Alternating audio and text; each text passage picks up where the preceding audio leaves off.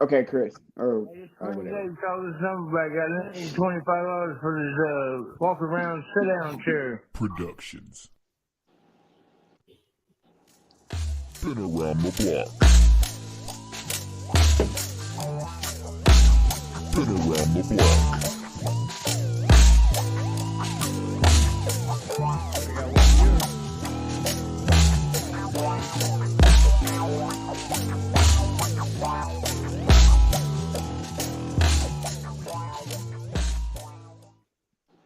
Who's interested? Hello. Yep. Hello, you guys. How you guys doing tonight? Thanks for tuning in to man? Been Around the Block. We have a very special guest tonight. We're going to go around and introduce ourselves. I'm Chris Ross.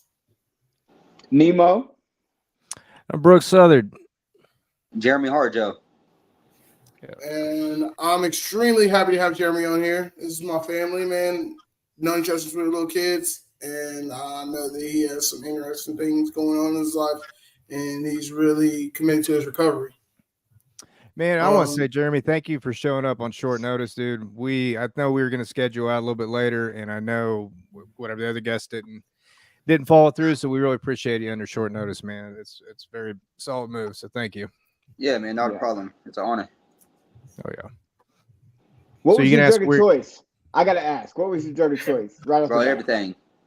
Everything. Usually, I was smoking it. If you could break it down, you could do it that. However, anything. I was a toxic waste dump, man. So you didn't have a preferable? Man, really, anywhere from PCP, meth, and heroin. Man, Wow. Yeah. So PCP, really? Yeah, everything, man. Yeah. Okay. Yeah. Chris, I was thinking about that. Jeremy, me and you have some very, very interesting stories, dude, together. Yes, we do. I'll say Jeremy used to think I was like a terrorist or something, or I was trying to take over the world or something like that. He had an evil classroom type thing. Man, it was crazy. I'd walk into the little trap house, man, and there'd be people in school chairs, and Chris be up there with a big whiteboard and a pointer showing different licks and how we're gonna get away with it. But the only thing was he was nodded out. He was asleep, standing up with the pointer. Look. What grade was that? This was like 2015. 15, yeah. Yeah. Damn. Yeah, so I like PCP too, just so you're not feeling like alone on this. They used to dog me because I smoked a fuck ton of crack, but I did PCP too. Yeah, I was a crackhead. I joke around and be like, I tried to crack one time. It lasted 6 months, man. It just. Oh yeah, at least. I smoked my share of that. Smoking crack's about as bad as going to the casino, man. You know, you go in there with all these hopes, and all of a sudden you're fucking down $500 in an hour. It's like, fuck, dude. Real talk. That's facts. Oh yeah. Well, so you got any other controversial questions, Nemo? You were asking for a while. Oh yeah. Golly, you would put me on the spot right now. I need to write these down. I really need to write these down. Okay. Do you think Bronny James will start next year? Bro, I don't even know who that is. Yeah, I'm actually in the same boat. I don't know. You don't know who LeBron James' son? Yeah, what? He's playing on the Lakers with LeBron. What? No, that's fucking news to me, bro. His son? Yeah, he got drafted to the Lakers, and I think right after his freshman year in college, and he was only averaging like 4 points a game. It's not what you know, it's who you know, I guess. Man, hey, you know what? And this is my deal with it. If it was my kid, I'd do the same thing. I mean, 100%. If anybody's got an honest bone in their body, they would too. Oh, 100%, no doubt. Yeah, I wouldn't have a problem hooking my daughter up with work. Absolutely not. Straight up. He made his debut yesterday, and he scored 4 points in his debut game at 22% shooting average. That's amazing. That's kind of horrible. All right, well, What's what his average was in college? Isn't that what you just said? It was worse than that in college. Damn. so Jeremy, how long you been married, bro? I have been married. The 13th will be 3 years. Damn. We've been hell yeah. together for 10. I've Dude, I also just been wanna- married. Hey, I've also been married 3 years on the 24th of this month. So Sorry, Dude, I congratulations.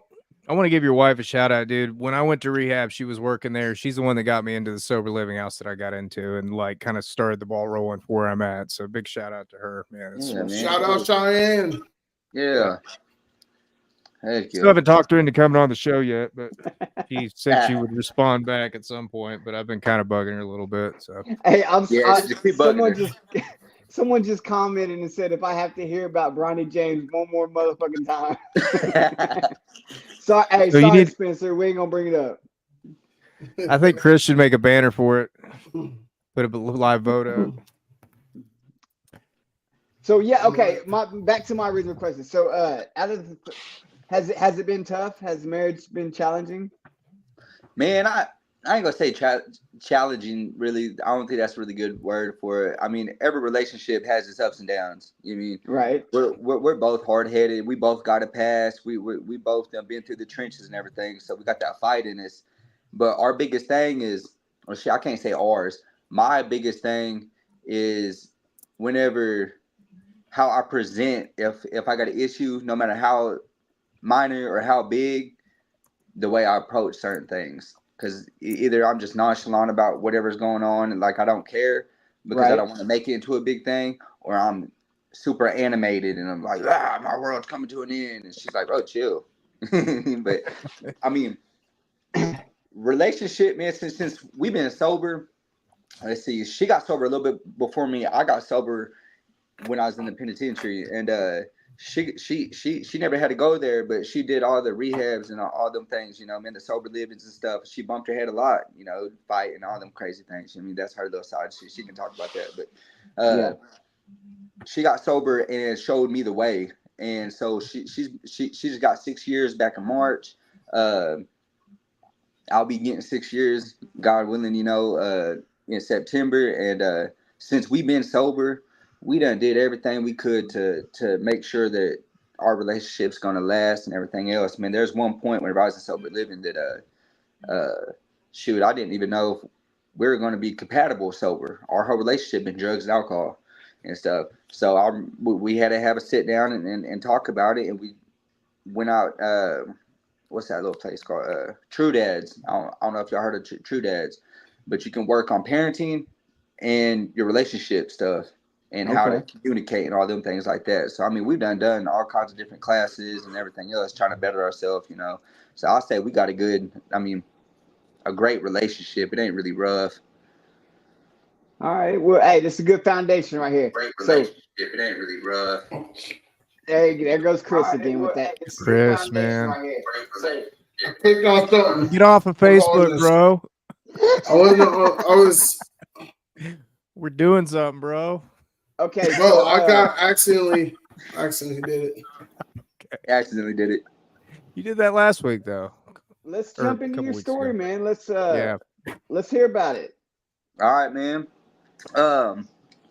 My sobriety date is September 18th, 2018. I'm from a little small town called Maud. There ain't nothing in Maud, really. You mean there's drugs, alcohol, and a lot of natives and a lot of backwood white people, man. And you know, it's outside of Seminole and Shawnee and stuff, man. And I moved around a lot because my mom was addiction and alcoholism. My dad was in addiction and alcoholism. They were both very violent and everything. So I've seen a lot of that stuff growing up, you know, a lot of abuse in the home, a lot of violence around me. I grew up just in a violent surrounding, you know, no matter if it's my parents at it or them at somebody else or something. It's just a lot of violence around. And you know, I joke around sometimes because I see these memes and everything talking about how you ain't been to the bottom unless you ate ramen noodles and all that stuff. You mean, well, the houses that I grew up in, man, we had trash bags as ceilings to keep the rain off of us. the house should have been condemned and everything. We had dirt floors where the floors had rotted out and everything. I mean, it's a miracle that I never got taken by the state. Probably because it's on tribal land or something that they haven't stepped in and done it. I don't know what the deal was. But anyways, man, my addiction problem started whenever I was young. I'm like 5'6", smoking cigarettes, stealing cigarettes and stuff like that. And mom and dad leave their bottle and everything. So me and my cousins, man, we're killing the bottles and everything. And my dad at one point, he used to try to have me roll his joints because he got too drunk, man. He couldn't roll his joints. And so he'd teach me how to roll while he was kind of sober and everything. So if I'm rolling them for him, I'm like 8 years old when I take my first hit of weed. And I'm rolling them for him, so I'm lighting them for him and passing them to him. Then he'll pass out or something, and I'm finishing him off, So at 8 years old, that's really whenever I felt good. I thought, time goes by. I think I'm probably, I don't know, 12, 13 years old, and all the friends and everything which are way older than me, man, they're like 4 or 5 years older than me. They're all taking Lortabs and Xanaxes and all that stuff, and they're like, "Here, bro, shit, you're with us now. You mean have a half one or whatever." So then I started slipping into that little thing, This whole time I'm still drinking beers and stuff and killing little bottles of KD. My dad was a KD dude. I turned out to be a KD dude too. I used to love that gut rot stuff, and over my childhood, because of the domestic violence or poor living situations and all them things, I moved from Maud to Seminole to Shawnee to Oklahoma City we moved to Texas for a couple of weeks until we got kicked out of there for something crazy. I think my dad got into it with somebody, or maybe as a stepdad that got into it with somebody. Anyways, we're moving. I was always a new kid at school. I never fit in nowhere. We moved to Edmond when I was in 3rd grade, and I came from a whole different life than Edmond. All these other kids got great lives. They got, both parents in their house. We lived in the trailer park and everything, and people made fun of us because we was in the trailer park. I didn't care. That's shortly whenever me and Chris met. I was probably 3rd, 2nd grade then, and we fighting every day. It's hard being a new dude in school. The dudes hate you, and the girls think you're fresh on the eyes. So, and then that pisses off the dudes too. So you already don't come from that area. So it's just fighting and fighting. So more violence, more drugs, more trying to find a way to escape. I wound up graduating high school from Guthrie. Okay, let me go back. My bad. So my mom passed away in 2004. That's whenever things really started getting bad. How did your mom pass? She had a brain aneurysm. The crazy thing was after I got older and stuff, and I think I took this on my own too. I've heard or read or somebody told me that it can be caused from drugs and a lot of stress. The night before my mom had the aneurysm, me and my cousins wound up doing a home invasion. I mean, we're young, but we wound up doing a little home invasion out in Maud, Oklahoma. And I'm 14, 12, 13. We're 11, 12, 13, 14 years old, and we run into this dude's house while he's asleep and everything. And little bitty town, they just take us to the police station. The guy didn't want to press charges. He just said if we ever come back again, he's going to kill us. And everybody's like, that's okay. We understand. We're going to have his parents deal with it, Well, that night, my mom was beside herself. Stressed. She's like, I can't take you nowhere. You're always in trouble. You're always doing this. You're always doing that. You're always running off in the middle of the night. She's just stressed out and everything. And then that night, she had her aneurysm. We had just gotten home from the police department. She was reaming my ass, and then she was mad because I took her last cigarette, and she was out of nowhere. She just fell. When she fell, she kind of started convulsing and stuff, and things are coming up out her mouth and everything. She had fell in the doorway where you couldn't open the door without moving her to go out and get help. And we were poor, man, so we didn't have no phones or nothing like that. And so I wind up rolling her body over and ran out, and I went to my homeboy's neighbor, my cousin's neighbor's house, because they had a phone, and we called 911. And the ambulance came, and then they couldn't do nothing, so they wound up having a helicopter come in and met a flight her to the city. I wound up going up there to the hospital. The doctors told me if pretty much if we don't pull the plug on her, then she's going to pretty much be a vegetable. And they left the decision up to me. At 14, my mom, no matter if she was selling drugs or doing any of that crazy lifestyle, she always kept a 9 to 5. She always worked in a nurse home to take care of the elderly and everything else. So I've always known my mom to be a hustler. No matter if it was illegal or legal, she was always bringing home money for us. You know, she was always providing for the family. And I couldn't picture my mom just being a vegetable, laid up in the bed somewhere and just wasting away. You mean? So I went ahead and I was like, no, I don't want to see her like that no more, you know. So we wound up pulling the plug and everything. Crazy thing was, man, she was an organ donor, and I got a letter a couple years later or something. Man, a lady had got my mom's heart. And, oh, wow. And so she has sent me a letter. She's like, if you ever want to reach out, anything like that, just know that, you know, I'm truly sorry about what had happened to your mother, but just know that her heart is still beating with me. You know what I mean? Wow. At the time, it was like sad, you know, because I was like, dang, you know, but now looking back on it, you know, that's a beautiful thing, you know. So I'm an organ donor now too, just in case, you know, you never know who might need that, you know. But so that's when things so I moved up to Guthrie, and my aunt and uncle, man, God bless their souls.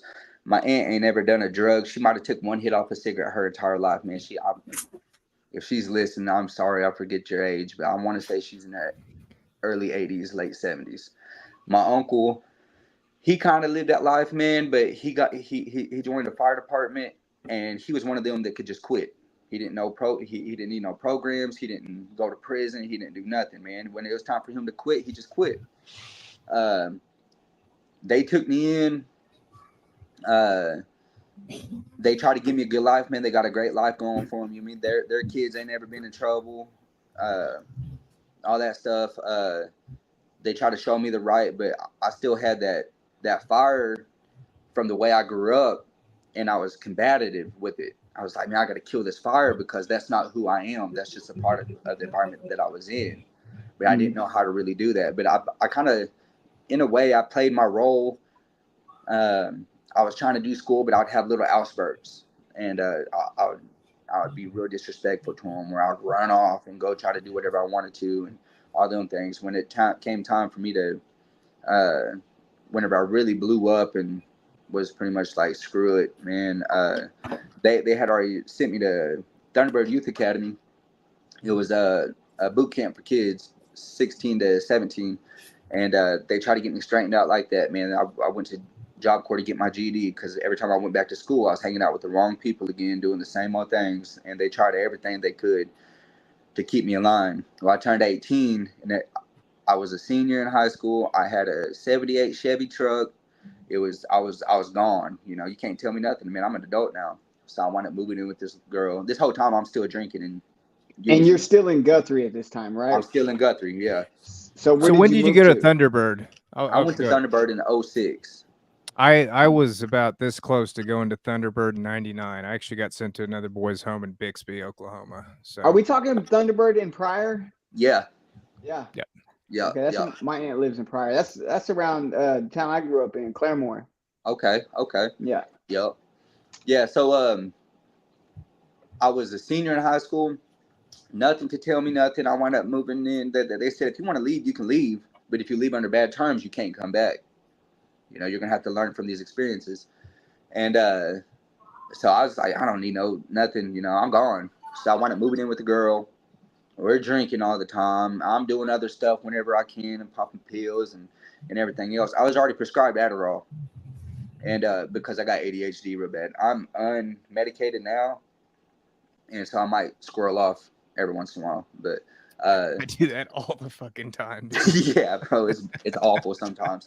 But I'm trading my Adderall for ecstasy pills and different drugs, you know, and take it back. You know, we was talking about crack earlier. I was 6th grade whenever I first smoked crack. Yeah. What grade? 6. I got my mom and Well, shit, really, he's my uncle. He's my daddy's little brother. My mom and dad split up. My uncle got out of prison, and then they got together. And so that was another reason why I was fighting all the time in school too, because it's like, oh, you got an uncle, daddy, you know, like boo boo boo boo, you know, I was raising him off the rip, you know. But he's like a dad to me too, and so I always knew where they kept the weed tray at. Well, I got suspended from school for something, and I had climbed up there. I'm about to roll one up, man, and I find this little glass, this pipe. You know what I mean? And I'm thinking it's just a weed pipe, and I hit it. I go numb, and I felt a feeling I ain't never felt before. Well, I left it alone at that time. But later on in life, you know, like I said, I'm 18, 19 years old, or I'm 18. I wind up actually getting in trouble by the law. We wound up robbing a convenience store in Guthrie. I broke in through the window. My homeboy threw a beer bottle through it. I broke out the rest of it with my arm. I got cut right here. It hit an artery. It looked just like the movies. Blood was squirting. But I'm high on crack and drunk. So I'm like, we're just going to tie a bandana around it. I'm going in. The only thing I got was probably 6 cases of beer, a whole bunch of change rolls, some Black and Miles, and like a couple packs of cigarettes or something like that. I almost died. And you bled all over the store. All over the store. I tried to find it not too long ago, but it was actually on the web, and it's the bloodiest burglary in Guthrie, Oklahoma, or some crazy shit like that. It was crazy. So I almost died. I walked to the homie's grandma's house. She was a mean Mexican old lady, man, and she was like, get this dying weirdo off my porch. I don't want this motherfucker dying on my porch. And the homie called me, man, and in the homie cabin, man, he called me, or he called 911 for me. He thought I was gonna die, but I was like, y'all get out of here, because when they find me, they're gonna find y'all. You know what I mean? So y'all need to skedaddle. And the fool kissed me, man. He was, I love you, bro. Like, we're fucked up. I love you, bro. I'll see you in heaven. And like, they did, you know. So I woke up I was handcuffed, already dressed out in my oranges, in a hospital bed. They got me stapled up. I'm coming in and out. One time there's a nurse there. One time there's a police there. And I'm like, what the fuck happened? You know, they was like, who all was with you? I was like, I don't know what you're talking about, bro. And I wind up going back out. And I wake back up. And they're like, well, we got your blood all over the store. We had the trail to the people's house where we found you at. There's literally a blood trail for like a half mile of us walking there carrying you. I won't let go of a case of beer. I'm like, we got to get drunk still. You know, just dumb shit. You would have thought I learned by then, you know. So I bonded out.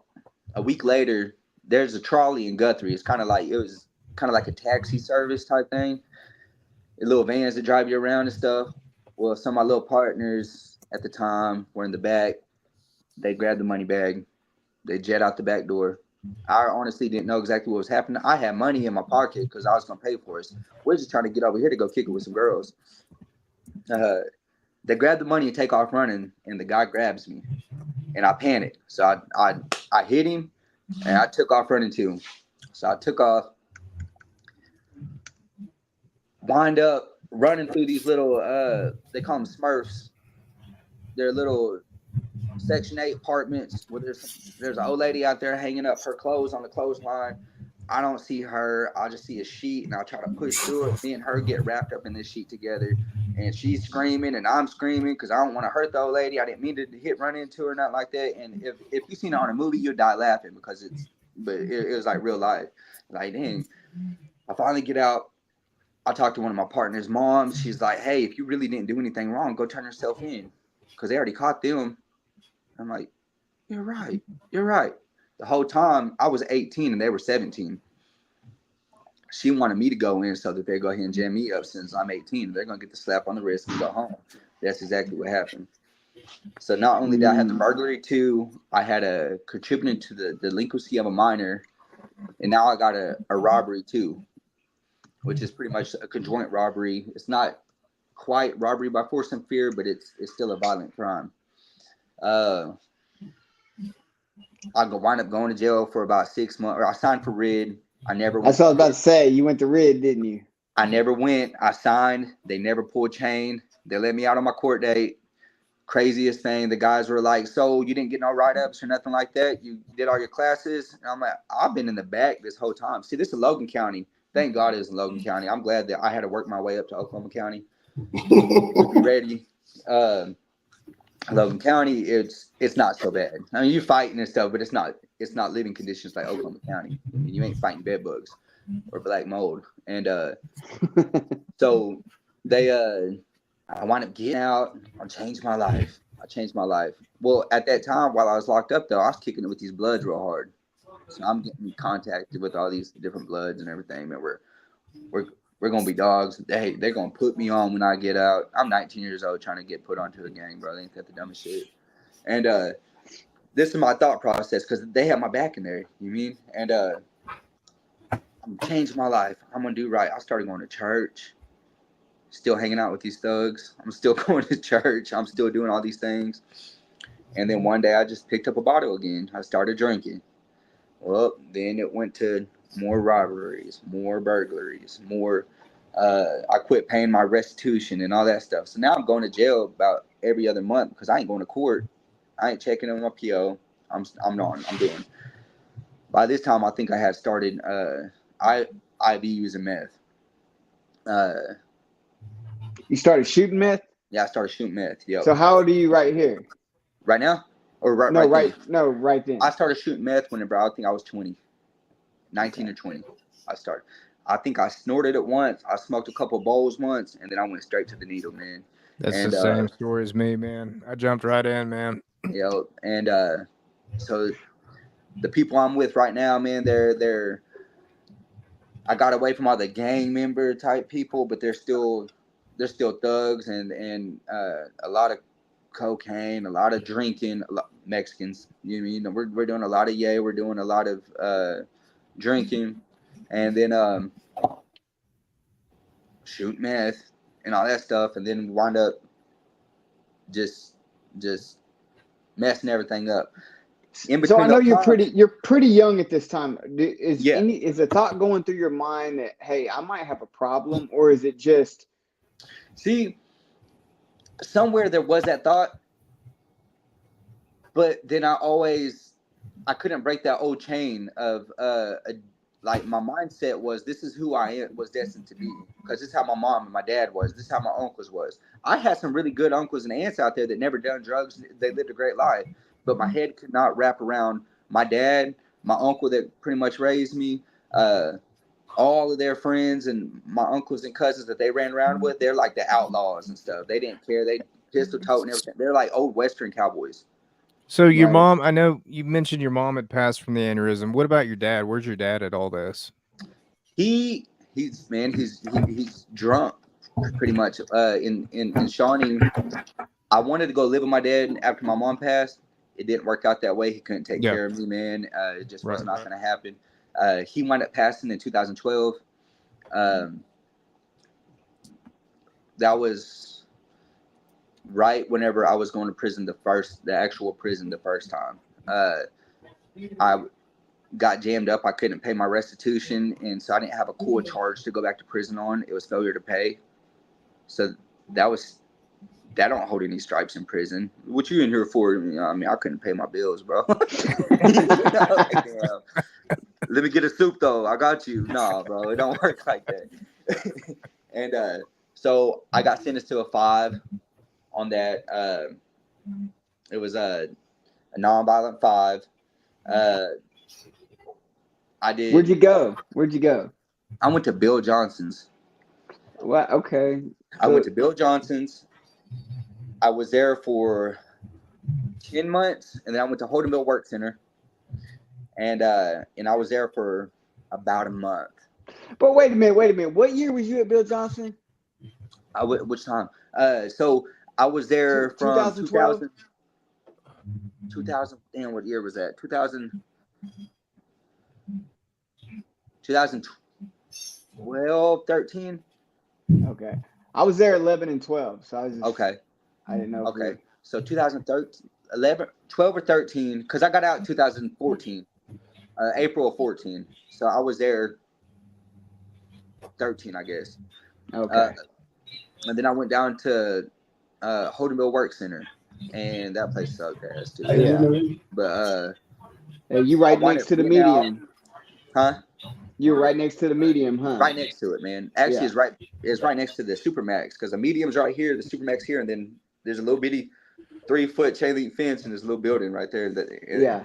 So I got to go look at all the big dogs when they was on rec and shit. And I'm like, I'm in prison too. They're like, no, you ain't. And I'm like, oh, okay, you're right. And so I get out. Things are, oh man, I had a son in 2010. And me and her thing was all rocky and everything too. She did her thing while I was in prison, man, and it was a bad situation. I got a son out the deal. I came home. Me and her couldn't work things out. I wound up hitting up Cheyenne. Me and her I always had a thing for her, but like it just wasn't meant to be. But I was like, let's get a bottle, let's kick it. And she was like, all right, she was like, hey, I'm bringing my kiddos too, whatever. And I was like, all right, so we can't drink that much because we got to be, grown-ups and everything. Well, the kids went to sleep and we got drunk, man. She became like my best friend though, man, because I had all this hurt inside of me that I felt comfortable, even though I was drunk. It was, when you get drunk, you feel like you can just talk to people and shit. You know what I mean? I let loose a whole bunch of stuff on her, man, and she didn't judge me, even though we were drunk. She didn't judge me. We started up this friendship. She was always there for me anytime I needed her. I wound up couldn't live where I was living, where I was on an ankle monitor, and I wound up couldn't live where I was living at the time. At this time, I left the drugs alone. I'm drinking and I'm popping Lortabs and Percocets, and I can't live there no more because I got Cheyenne coming over. And it's actually at my son's aunt's house, so I can't be having another girl coming over because it's kind of disrespectful to her sister that I got another girl in her house and all them things. So Cheyenne's like, I got an extra room in my house. You can hit the extra room. I didn't hit the extra room. I went straight to her room and I never left. She kept on saying we ain't gonna be together. We did whatever we did, but we ain't gonna be together. We're just friends. We're gonna be here for each other, and that's it. I came home one day. This woman had like homemade deer chili on the stove. She was in the bathtub with a beer and a cigarette. And I was like, we go together. You know what I mean? Like, you ain't never leaving me. Hey, is she watching this? Nah, man, she had to take the kid. Man, I got 7 kids, but I got 5 of them here. And she had to take them to her mama's house. She might be on there right now. She's probably rolling right now. She is. It's the truth. You know what's crazy? Like, I remember, because, I know you, and then I've known Cheyenne since she was a little bitty girl. Yeah. And I would never, whenever one day we were like, when we hung out and you told me, like, that's who I'm dating.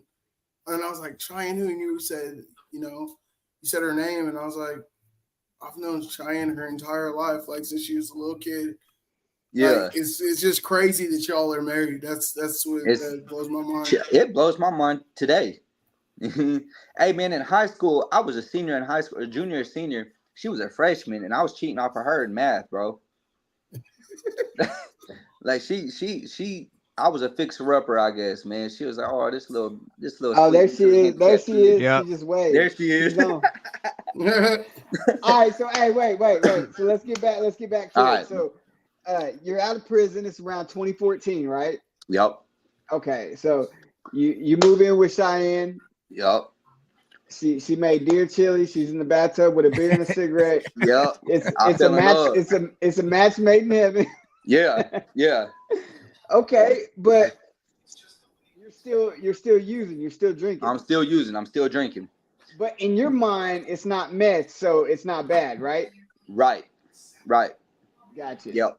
And so, shortly after I move in there, man, my homeboys come over. We're kicking it. He's like, hey, bro, I'm about to go do a bump, man. You want one? And I hit her up and was like, hey, I'm about to go get high. Like, I don't want you to see it or whatever. I'm about to go over here and go get high or whatever. She had known I'd done meth a little bit here and there. But for the most part, I wasn't on it. And she was like, well, I want to get high too, And I was like, well, you can't get high the way I'm about to go get high. You know, I don't condone that, you know, because in my head, I don't know of her doing anything besides smoking or whatever, you know. And she's like, whatever, you know. So I go and do my thing. And before you know it, we're doing our thing the way I do it, you know. And our relationship is crashing. You know, we can't pay the bills. I ain't working no more. She ain't working no more.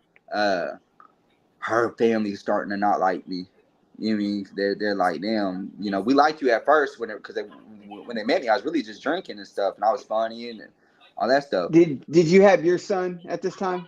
No, he was still with his mom at the time. Okay. That was the part of the time I remember you going through this situation. Yeah. She called me all the time. Yep.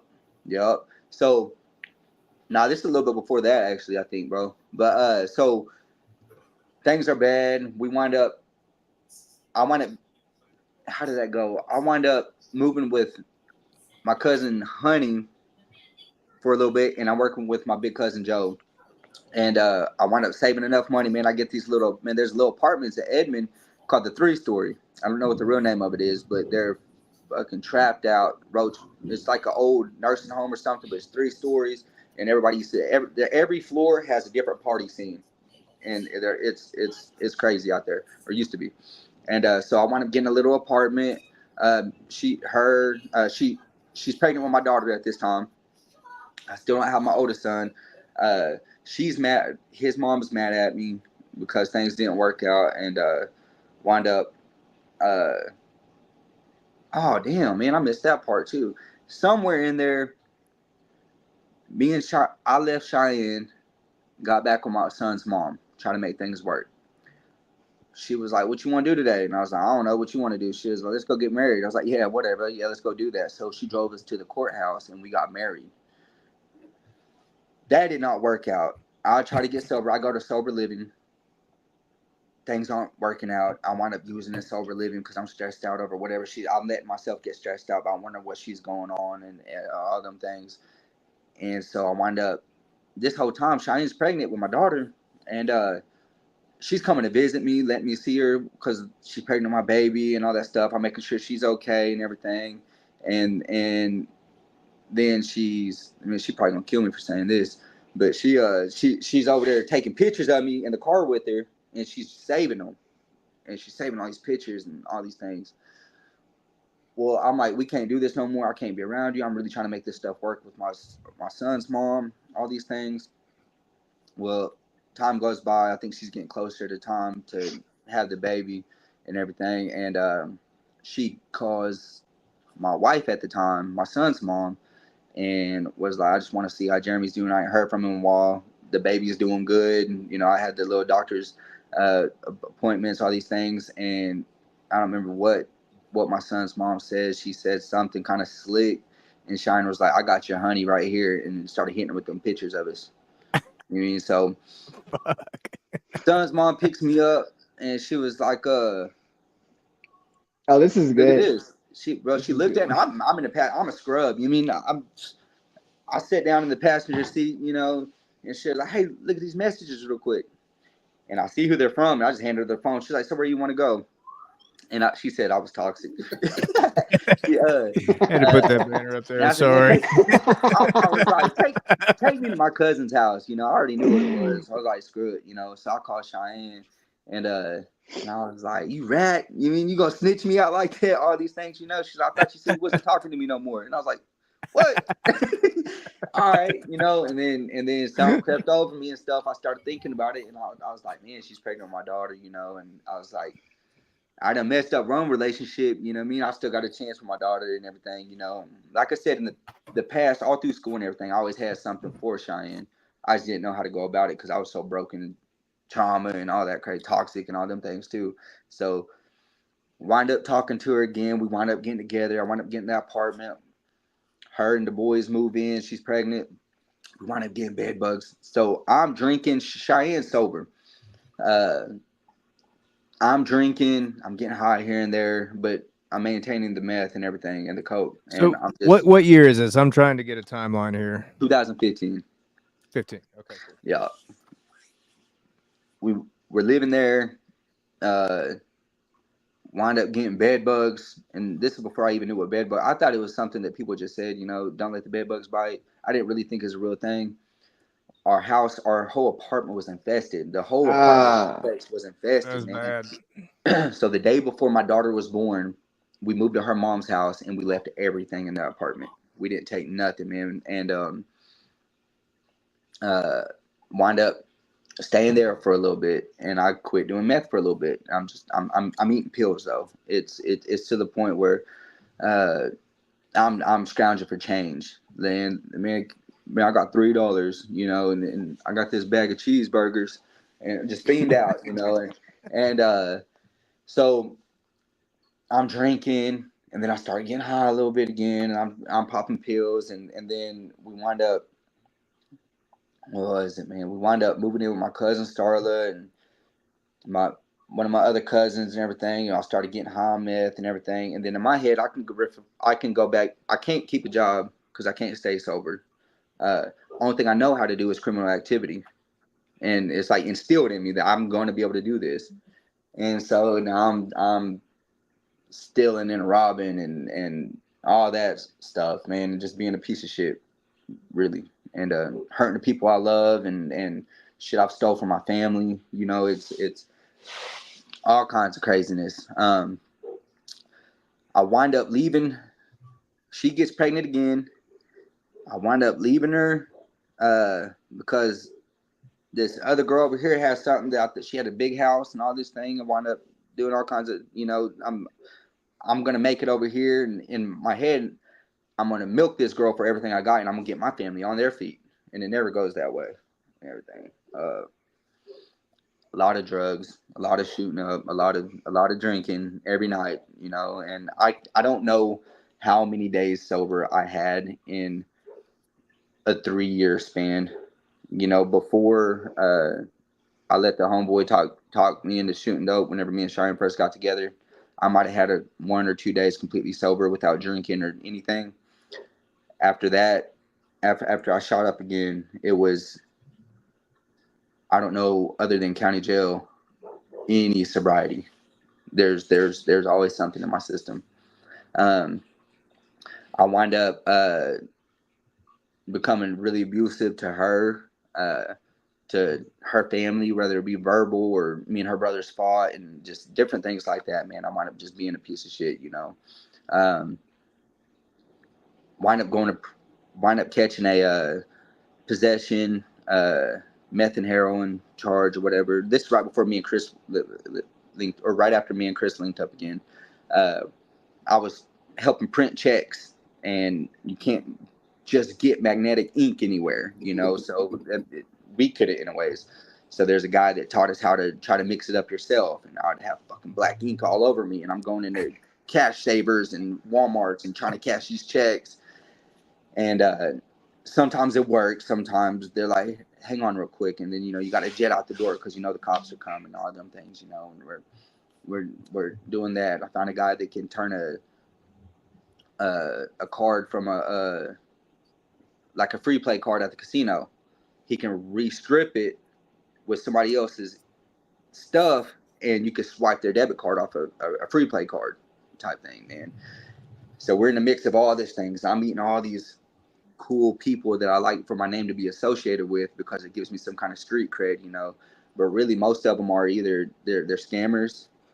There's been killers. They're awful people. They're probably never gonna make it out that life. There's all these people that I thought were real cool, and I thought I was somebody because I was with these guys. Really looking back on there, I would sober me would have shit myself if I knew the story behind all them people, and I was just thrown off in the middle of them. I wound up catching a possession of heroin. I was sometime in there. I started messing around with heroin. I fell in love with heroin. I'll do all kinds of dirt on meth. The drinking wouldn't make nothing go away. The heroin would make everything go away. And as soon as it got time for me to get on one and get on some other shit, man, I would wind up getting back on some meth and going full out again and doing whatever I needed to do to come up that day. And I wound up really falling in love with it. The night I I went to jail for the possession of meth and possession of heroin. I didn't even know I had any heroin on me. One of the girls I was with, she knew I was gonna be dope sick, and she went out and got some while I was asleep and put some in my little backpack. I had a little Vans backpack, you know, and she put it in there for me so I'd find it, and I wound up getting a possession charge and everything. Wound up going to Oklahoma County because I got arrested in Edmond. I was detoxing, no meds. They didn't give me nothing. We had one CO or nurse lady. She had one gold tooth, man. She was just a bit wide as she was tall, man. But she was a sweet old black lady, man. And she'd throw me a Valium every once in a while if she see me doing real bad, you know. Here you go, baby, you know. I was just fucking thank you, you know, and kind of talk the edge to take the edge off a little bit. And on the second floor at that time, was it second floor? No, I was on fourth floor, and no weeds hitting, so I'm not getting anything to help me out. You know, I'm just going through it, you know, and shitting on myself. I'm wishing somebody. Man, I was in a blood part, and there's already two dudes in there, and they want to beat me out because I was up underneath the rack and I was moving, I was shaking, and I was waking them up out of their sleep, and they finally let me talk about it because they would want to beat me out. And one of them was like, "Man, you on that H?" And I was like, "Yeah, bro, I'm coming off of it and everything." And he was like, "Man, my mama was an addict and everything." And he was like, "We're gonna chill and see how you get. You know, we're gonna make sure you get better and everything." And I was like, "I'll fight both y'all. You mean just let me feel better? You know, I feel the disrespect. It's all good. We'll handle up. Just let me get better." And they're like, "Nah, bro, don't even sweat it." I wound up signing. They tried to come at me with like 20 years on a possession of meth and heroin just because of my after reformers. I told them no. Then they came at me with 6 years in. And then when I got out, I was supposed to do drug court. And I told them no. And then they were like, "Oh, okay, what about this? Drug court. And if you pass, you're free. And if you're not going to pass, you're going to do the 6 years." And I was like, "No." They're like, we're telling you right now is you can get out today if you take this drug court. You know, just don't mess up and you won't have to go back to prison. And I looked at him and I told him no. And she's like, "What? Nobody in the right mind would not take this chance." And I was like, "I'm not ready to get out on the streets right now. I have no car. I have no home. I don't have anything going for me besides what got me put in here. I'm not ready." You know, and Shine was mad at me too. She's like, "I can't believe you did that shit." And so I wound up signing for 6 in. There, I wound up renting back to Logan County, and they gave me a 2 in and an 8 out. And so I go to Joseph Hart Medium, and it's not bad. It's not like behind the fence, but I'm starting to kind of find my way around. I'm starting to get high a little bit and all them things. But I wind up talking to a guy that had done. Hang on, let me backtrack. Right before 2016, 2015, we had my daughter. 2016, we had a son. February 25th, we had my daughter. February 3rd, we had my son. Then in the same year. Wow. December 21st, we had another son. Not even a year. That last boy was born in a convenience store parking lot because we were so fucked up that we had not been going to the doctors this whole time because we're off in addiction so bad. And we didn't realize her water was actually breaking, and we did not make it to the hospital. I had active warrants out of Logan County and Oklahoma County. I helped deliver my little son. It was a crazy sight. It was something out of the movies. You know what I mean? She's fucking screaming. Her mom was driving at first. I'm in the backseat with the rest of the kids. We stopped because the baby's coming. She says, "Get the hell out the car." So I'm taking the kids. I'm like, "Hell yeah, I'm gonna take the kids and go too." You know, you say get out of the car. I don't want to be here for this. And she's like, "Not you." And I'm like, "Oh fuck!" Like the Exorcist type voice too. It's scary. And so I go up there, man, and we pull out this little baby, man, and I'm scared to death. I've never did anything like this before. I've been in the hospital with my other kids, you know, but I've never delivered him, you know, and the umbilical cord's still there. And I just wrap him up in a blanket that we had in the car. And I grabbed my other kids and I ran to the convenience store bathroom. And I'm calling everybody. I'm like, "Hey, I got to get out of here." They're going to call first responders. and we're right on Waterloo Road. So there's Logan County and Oklahoma County. I got warrants out of both. I was like, somebody's got to come, you know. Cheyenne goes with the newborn baby to the hospital. My mother-in-law takes me and the kids back to the house, brings me back to the hospital.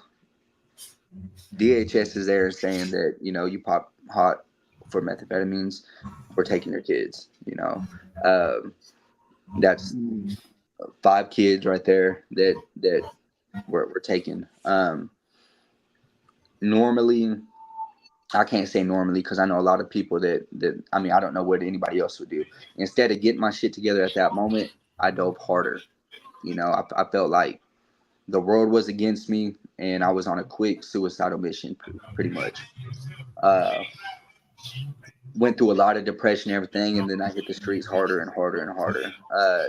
There's one time we're in a stolen car, and only thing I wanted to do was die. And I was in oncoming traffic, and I was driving, and I remember I was like, I'm just gonna end it. I tried to leave Cheyenne at a gas station.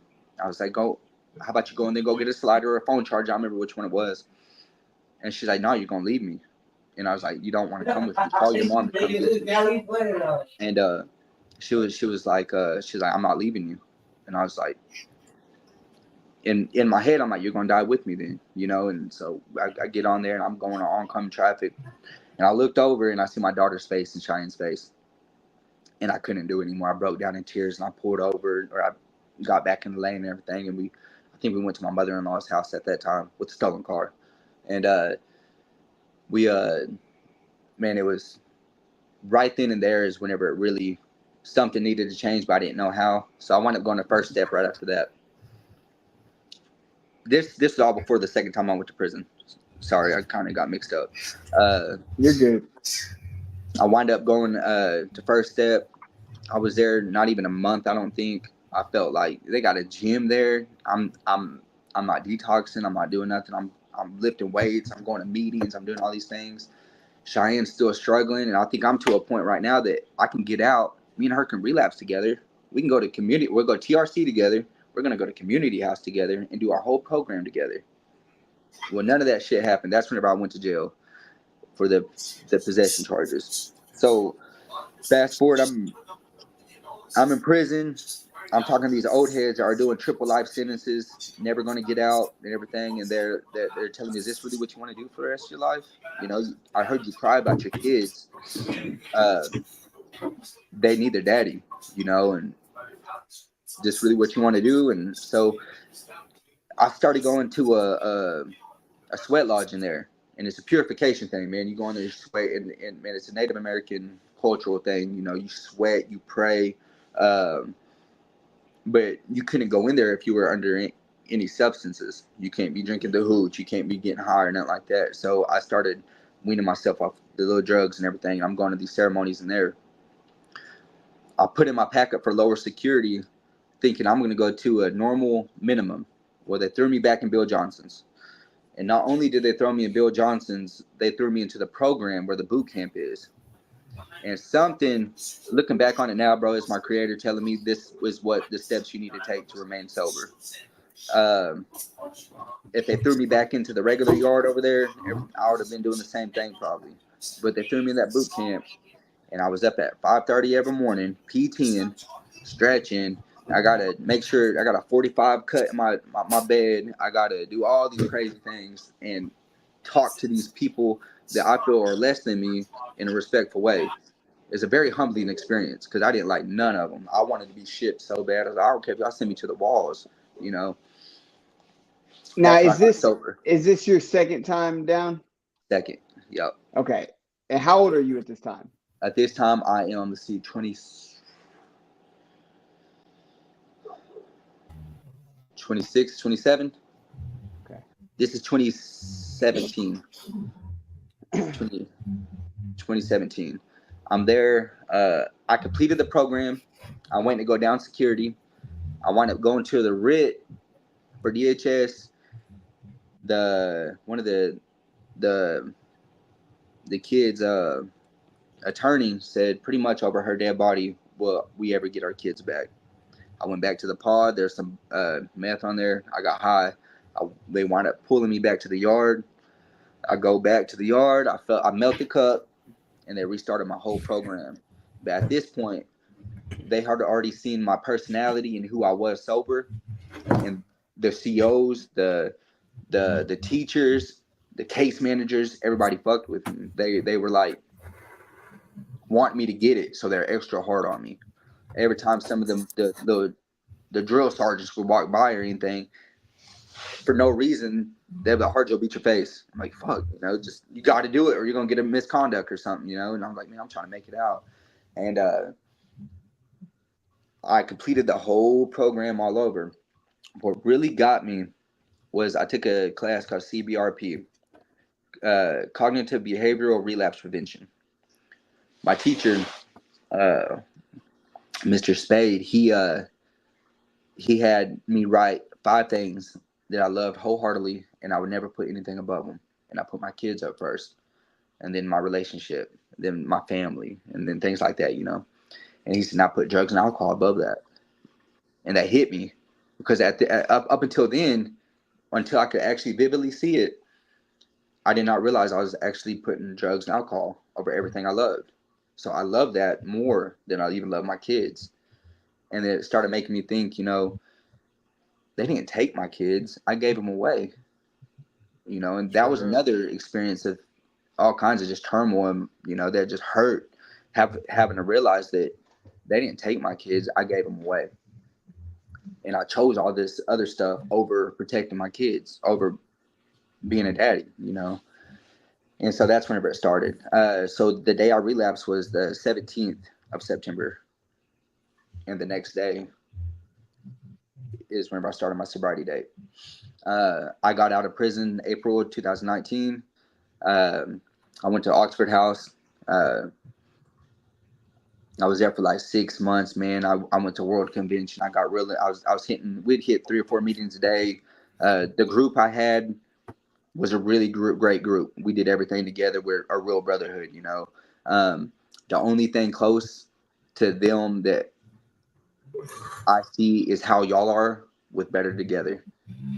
That was that feeling that I had with my house. It was just like we're so thick and strong. All of us are still sober. One brother that was there has passed away. That was hard because that was my first death in sobriety. And then one of my other brothers in there wound up passing away from cancer, and that was another one. I'm still sober. I'm still going to meetings. I've gotten to April of a year ago, April 19th. 3 of my kids came back from DHS. After they stepped my dead body, will I ever see them again? We had a no contact visit. Me and Cheyenne, no matter how many steps we worked, how many people we worked through the steps, the progress, the letters people wrote for us, no matter any of that, they kept on saying, no, we don't want you to have contact with them. It's more harmful than anything. By Creator's just mercy, man, he allowed us to start having visitation with them, supervised from a therapist, and it got the ball rolling. We got 3 of those back. We have had another son. He's 4 now. We hid the pregnancy because we thought they were going to take him too. And I have full custody of my oldest son too. Awesome. So we have 5 at home. We're still going to court for the other 2 boys. That's in God's hands. We just know that we got to keep on doing the next right thing, keep on doing what's been working. We'll follow the rules of a program, man, and stay connected, So you got 1 kid before you got with Cheyenne. How many does she have before she got with you? She had 2. 2, okay. 2. So what 2 are y'all waiting to get back? Her 2. Okay. Yep. And I think that's the biggest problem was since they weren't mine and we were together, that she don't have me as an input on that situation. When we go to court, I'm there pretty much for moral support. You know, Now I gotta ask. I know this is off subject, but I gotta ask. So the Harjo name is really big in prison, and Yeah. Are you related to all the Harjos in prison? Most of them. There's a good chance. There's a bunch of us, man. You want to tell you something crazy? His cousin that he talks about, Starla, my mom helped raise her. Yeah. It's Starla and Honey. So those are my sisters. And it's like when we seen each other, the day Cheyenne got her, was it 5 year? 5 year. Yep. When Cheyenne got her 5 year, it was like he didn't believe when he heard I was sober, like yeah. So your him, your motivating factor, you said, when you first got sober was your kids, you know, writing it down and seeing it placed above. Yeah. You know, what today keeps you sober? What today drives you, motivates you? And life. Honestly, by being sober, I got to see a whole new life, man. I got more contact with my own culture and everything, and I get to see how really it's still my kids, man. Like, I do it for me, but at the same time, I do it so I can be a good role model. I do it so that I can help others that are struggling. I do it because, hell, if anybody, if Jeremy Harjo can get sober, then anybody can. They just and need stay to have sober. and stay sober. And stay right. sober. Yeah, you know, and if there's anybody out there struggling, man, it's like I want to be able to at least give my hand out to try to help them out. You know, I don't believe in handouts, man. I believe in hand ups. And if it wasn't for some programs and people that didn't even know me to love me, I wouldn't be here. You know. I've got a couple questions for you. So what's your sobriety look like now? I know you're working through that with Cheyenne's kids and stuff, but what's it look like, and how do you get back to like your program or whatever? What's that look like? I've got another question after that, but yeah, I just want to ask that. What's it look like now? I mean, I'm still involved with the programs. My life is chaotic, man. I got 5 kids. You know, it's super chaotic. It's never a quiet moment. Man, it's it's a blessing, you know, overall. You know, I get to wake up, not already been awake for days, but I get to wake up. I go make Cheyenne a cup of coffee. It's probably not as much as I need to, you know what I mean? But, you know, I get to go do that, man. I get to see my kids wake up and their smiling faces, kids that I never really thought I was ever going to see again, you know. Awesome, dude. I have electricity. Running water, all the. I have a license in a car. No bed bugs.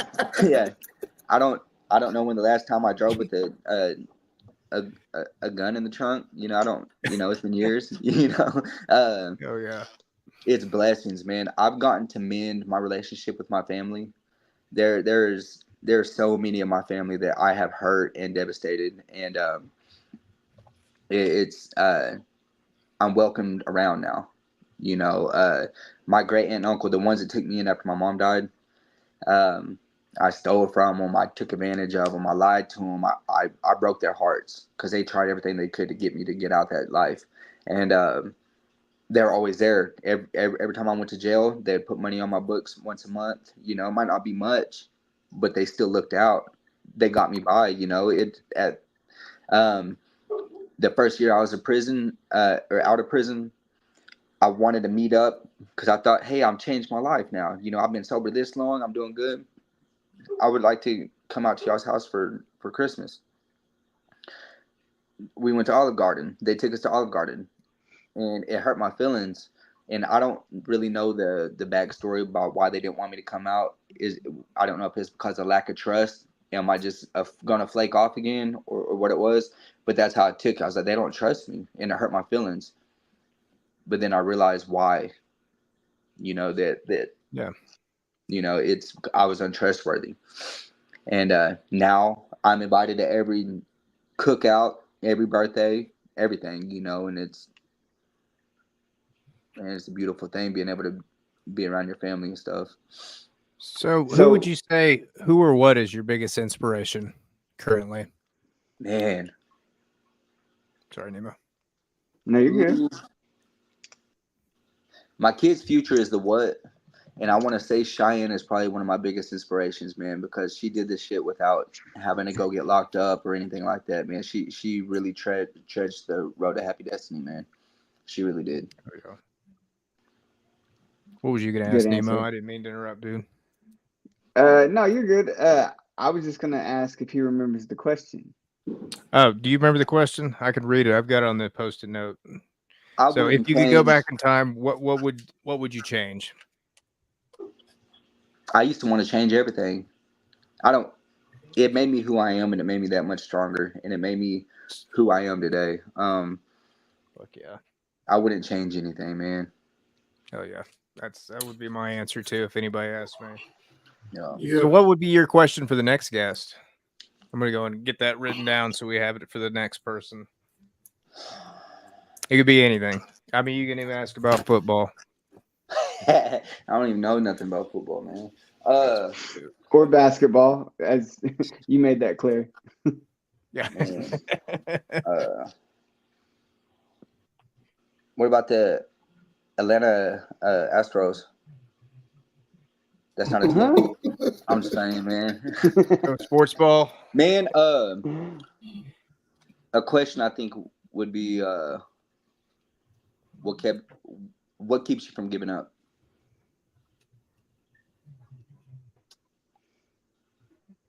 That's a good one. You got that wrote down? Yes, I do.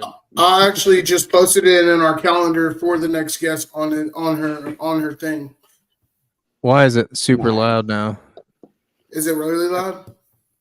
Yeah. You get loud. I don't know. It was like he changed the tone of his voice too. He's like, yeah. I actually just changed it in the calendar for next. I want everybody to fucking hear it. Bro, trying to sound all professional and shit.